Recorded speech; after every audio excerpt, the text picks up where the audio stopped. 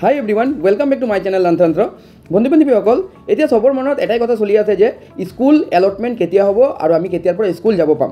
এই বিষয়ত মোৰ প্ৰিভিয়াছ ভিডিঅ'ৰ কমেণ্ট বক্সত বহুতো কমেণ্ট আহি আছে। চ' মই এই বিষয়ত আপোনালোকক অলপ ক্লাৰিফিকেশ্যন দি দিব বিচাৰোঁ এইটো ভিডিঅ'ত। এইটো ভিডিঅ' আপোনালোকে চালে আপোনালোকে কিমান তাৰিখৰ পৰা স্কুল যাব পাৰিব, আপোনালোকক কিদৰে স্কুল এলটমেণ্ট কৰা হ'ব, এই বিষয়ত অলপ আপোনালোকে আপডেটেড যি ইনফৰমেশ্যনটো আছে সেইটো জানিব পাৰিব। বাট ভিডিঅ'লৈ যোৱাৰ আগত সৰু এটা ৰিকুৱেষ্ট, এই ধৰণৰ মোৰ ইম্পৰ্টেণ্ট আপডেটছৰ কাৰণে চেনেলটোক ছাবস্ক্ৰাইব কৰি ল'ব আৰু এট প্ৰেজেণ্ট যেতিয়া আপুনি ভিডিঅ'টো চাই আছে সেই ওপৰত থকা লাইক বাটনটো ক্লিক কৰি দিয়ক। তো বলক কিদৰে এতিয়া স্কুল এলটমেণ্ট হ'ব আৰু কেতিয়া এলটমেণ্ট হ'ব গোটেই ডিটেইলছ কথাটো আপোনালোকক জনাই দিছোঁ। বন্ধু বান্ধৱীসকল, মই যিমানখিনি গম পাইছোঁ ইনচাইড ইনফৰমেশ্যন, মানে 25 নৱেম্বৰ মানডে সকলো IS অফিচ, অসমত যিমানকেইটা IS অফিচ আছে সকলো IS অফিচত মিটিং মাতা হৈছে আৰু ওপৰৰ পৰা ইনষ্ট্ৰাকশ্যন আহিছে এই স্কুল এলটমেণ্ট প্ৰচেছটো নিকাভাৱে আৰু কুইক প্ৰচেছত স্পীডত কৰিবৰ কাৰণে। চ' মই জনামতে কিছু সংখ্যক IS অফিচত 25 তাৰিখত মিটিং আছে আৰু কিছু সংখ্যক IS অফিচত 26 তাৰিখত মিটিং আছে। তো সেইখন মিটিঙত আপোনালোকে যিদৰে জানে যে SOP দিয়া হৈছে আৰু SOPত ডিষ্ট্ৰিক্ট কমিশ্যনাৰ চেয়াৰমেন থাকিব আৰু IS যিজন থাকে তেওঁ মেম্বাৰ ছেক্ৰেটাৰী হ'ব, তাৰপিছত ডিষ্ট্ৰিক্ট এলিমেণ্টাৰী অফিচাৰ তেওঁ থাকিব আৰু এজন প্ৰিন্সিপাল থাকিব হায়াৰ ছেকেণ্ডেৰী স্কুলৰ আৰু হেডমাষ্টাৰ থাকিব হাই স্কুলৰ। তো তেওঁলোকে এখন মিটিং কৰিব আৰু প্ৰত্যেকখন IS অফিচৰ যিসকল গ্ৰেড 3 এমপ্লয়ী আছে বা অফিচ ষ্টাফ আছে তেওঁলোকে অলৰেডি স্কুলৰ লিষ্ট আগতেই কমপ্লিট কৰি বনাই লৈছে আৰু সেইখন স্কুলত কোনজন টিচাৰ পাব লাগে ইয়াৰ নিৰ্ধাৰণ আৰু কিদৰে দিয়া হ'ব এইটো 25 তাৰিখ আৰু 26 তাৰিখৰ মিটিঙত এলটমেণ্ট কৰি দিয়া হ'ব। চ' 25 তাৰিখত আৰু 26 তাৰিখত বিকজ এটা IS অফিচত বা এটা ডিষ্ট্ৰিক্টত নিয়াৰ এবাউট 100 to 150ৰ ভিতৰতেই মই ধৰি লৈছোঁ, বেছিকৈ বেছি 150ৰ ভিতৰতেই টিচাৰ এলটমেণ্ট হৈছে, ঠিক আছে। তো IS আৰু মেম্বাৰ ছেক্ৰেটাৰী থকা অৱস্থাত ছোৱালীসকলক ফাৰ্ষ্ট প্ৰিফাৰেঞ্চ দি আৰু ল'ৰাসকলক ছেকেণ্ড প্ৰিফাৰেঞ্চ দি যিমানকেইটা স্কুল আছে ছোৱালীসকলক মই জনামতে 5 পৰা 6 কিলোমিটাৰ বা নিয়াৰ এবাউট 10 কিলোমিটাৰৰ ভিতৰতে স্কুল দিয়া হৈছে ডিষ্ট্ৰিক্টৰ ভিতৰত আৰু ল'ৰাসকলক বাকী থকা স্কুলত দি দিয়া হ'ব।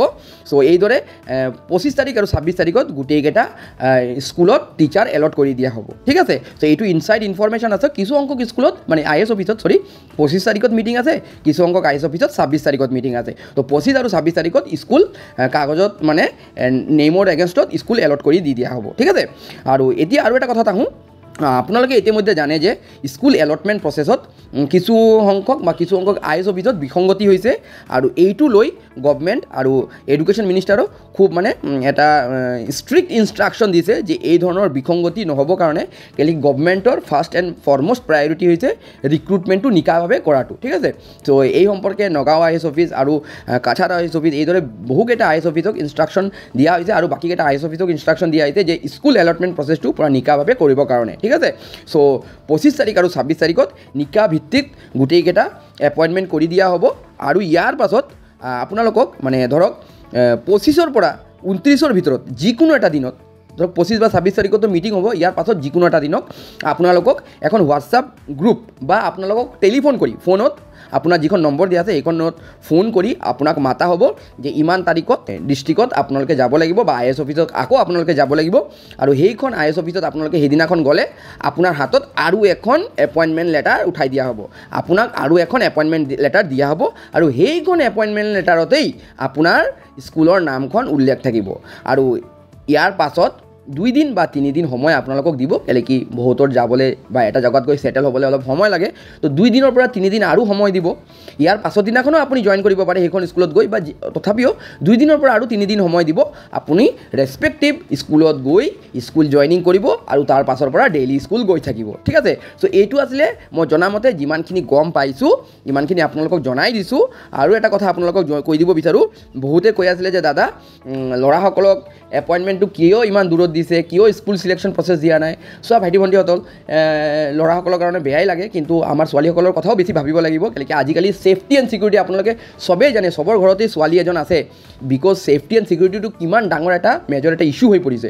চ' ভালেই কথা ছোৱালীসকলক ওচৰত দিয়া হওক, কিন্তু বেয়া লাগে ল'ৰাসকলৰো ফেমিলি আছে, মা দেউতা বুঢ়া হৈ গ'ল, বয়সস্থ মা দেউতা আছে। তো ভাবোঁ যে আপোনালোকে ইমান টেনশ্যন নকৰিব, আপোনালোকে ওচৰতেই হ'ব, বেছি এটা এনেকৈ ডিষ্টেঞ্চত নহয়, আপোনালোকৰ নিজৰ বাইক বা গাড়ী থাকিলে আপুনি ইমাৰ্জেঞ্চি কেছত আপুনি ঘৰত আহিব পাৰিব, ঠিক আছে। চ' ইমানখিনি আপোনালোকক এটা মানে হোপ দিব পাৰোঁ বা এটা বিলিভ এটা দিব পাৰোঁ। যি হওক মেইন প্ৰচেছটো আপোনালোকক জনাই দিছোঁ। 25 বা 26 তাৰিখত মিটিং আছে। ইয়াৰ পাছত আপোনালোকক এদিন মাতা হ'ব, 29 তাৰিখৰ আগত এপইণ্টমেণ্ট লেটাৰ দি দিয়া হ'ব আৰু এইখন এপইণ্টমেণ্ট লেটাৰ লৈ আৰু বেলেগ বেলেগ আৰু ডকুমেণ্ট লগাই আপোনাৰ বেংক ডিটেইলছ, বহুতৰ হেল্থ চাৰ্টিফিকেট জমা দিবলগীয়া আছে, এইবোৰ জমা দি আপুনি স্কুল গৈ জইন কৰিব। ঠিক আছে, চ' যিমানখিনি জানো আপোনালোকক জনাই দিছোঁ। আৰু আপোনালোকে এই বিষয়ত কিবা ক'ব বিচাৰিলে কমেণ্ট বক্সত ক'ব আৰু ভিডিঅ'টো চোৱাৰ লগে লগে শ্বেয়াৰ কৰিব আৰু কাইণ্ডলি ভিডিঅ'টো চোৱাৰ লগে লগে এটা লাইক হিট কৰিব। চ' ডেটছ অল ফৰ নাও, থেংকছ ফৰ ৱাচিং দ্য ভিডিঅ'।